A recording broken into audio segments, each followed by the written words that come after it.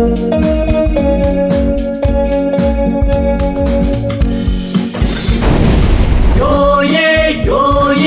င်းဆိုခံတွေစုညံခဲ့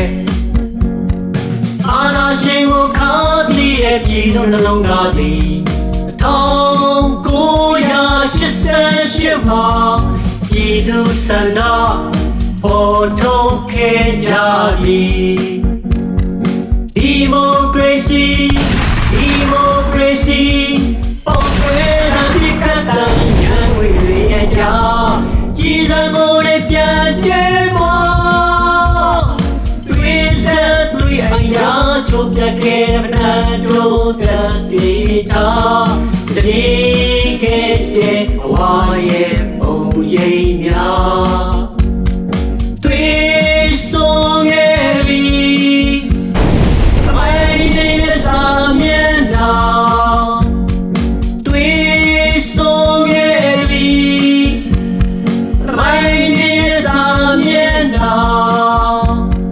တွေးဆုံးခဲ့ပြီထားလို့မြန်မာတို့တို့ကြကြဟေးထားလို့ဟေး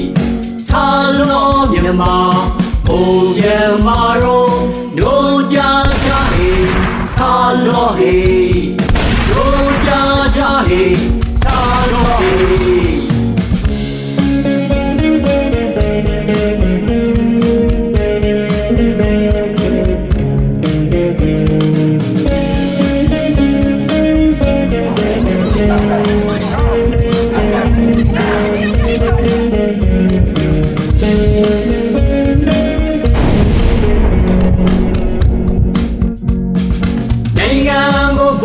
ဆုံးမလဲအားကိုအာနာပြချင်းကြောင့်ဒီစုကြောင့်